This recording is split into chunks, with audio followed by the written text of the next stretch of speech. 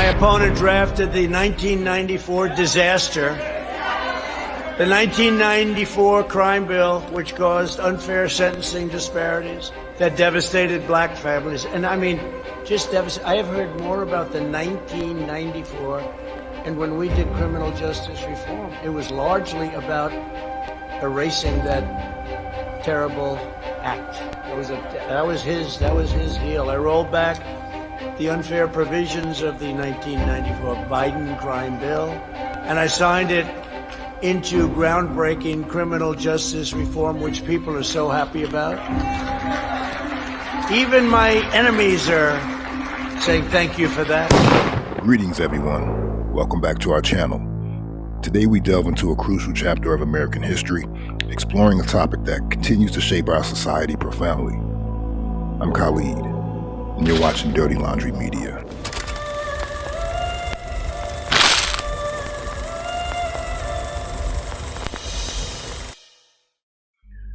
The war on drugs, a term that echoes through the decades, a policy that has left a lasting impact, especially on ADOS communities. Today we uncover the layers of this agenda, examining its roots, its devastating consequences, and why it's essential to discuss it within the framework of reparative justice. In the 1980s, the United States faced a complex political climate. It was during this time that the war on drugs emerged as a prominent political agenda.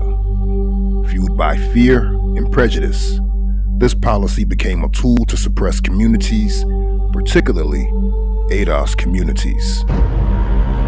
We should focus on them now.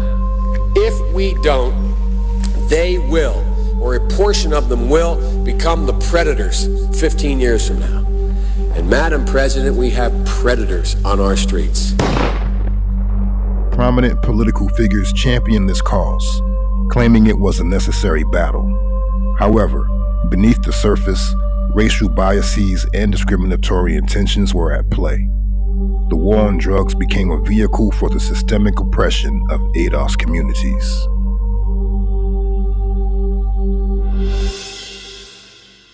Let's examine the stark realities.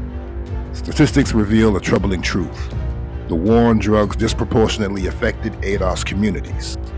Arrest rates, sentencing disparities, and the impact on families and neighborhoods painted a grim picture.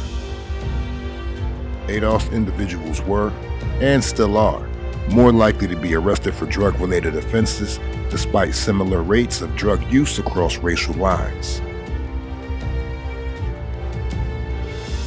Mandatory minimum sentences and the infamous 100-to-1 crack cocaine setting disparity further widened the gap, perpetuating a cycle of inequality.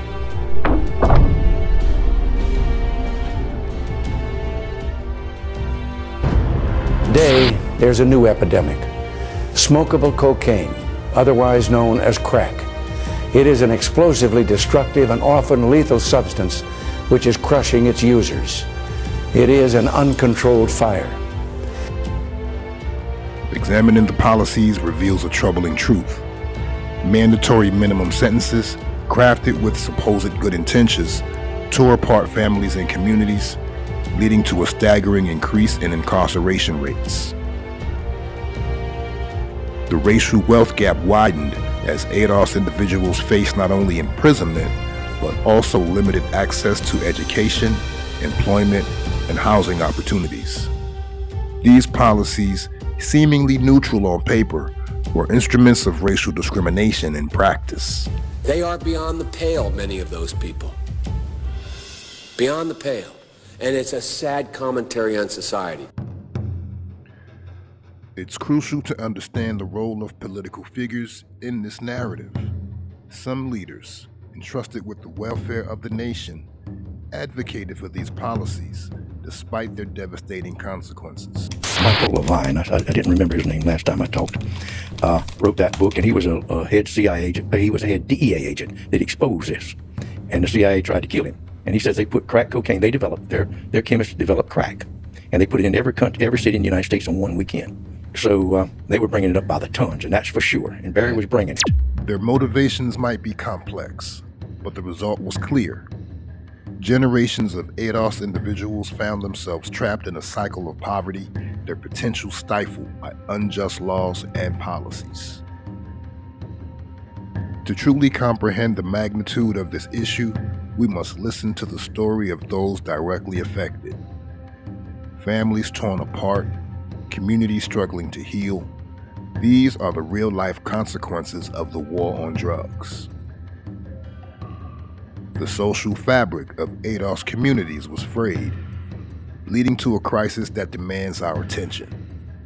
Mass incarceration disrupted the natural progression of these communities, perpetuating a cycle of poverty that continues to this day.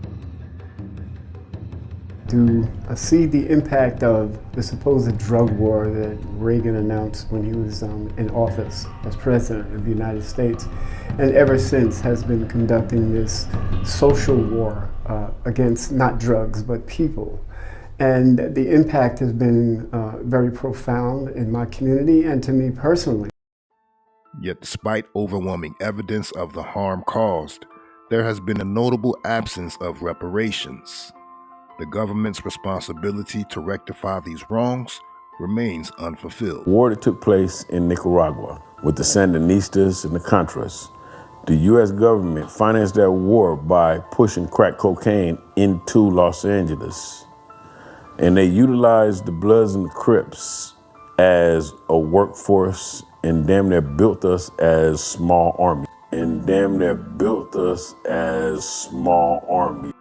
The lack of reparations for the victims of the war on drugs is a glaring injustice. It's a testament to the systemic inequalities embedded in our society, a stark reminder of the uphill battle ADOS communities face in their pursuit of justice and equality.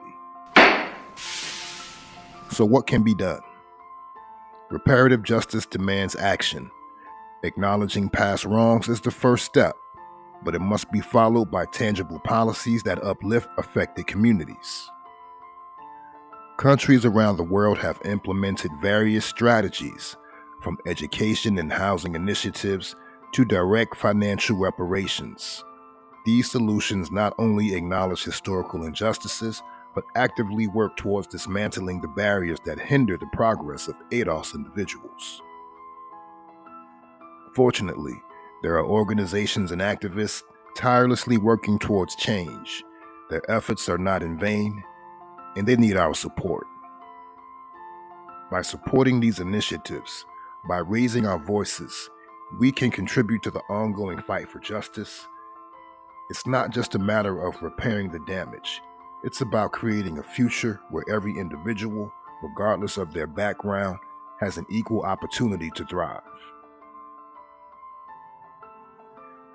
As we conclude today's exploration, I urge each one of you to reflect on the implications of the war on drugs and its connection to the broader struggle for reparative justice. It's a complex issue, but it's one that demands our attention, our empathy, and our action. Thank you for joining us on this journey. If you found this video informative, please like, share, and subscribe. Together we can continue this vital conversation and work towards a more just and equitable society. Until next time, stay informed, stay engaged, and never underestimate the power of collective action. See you on the other side.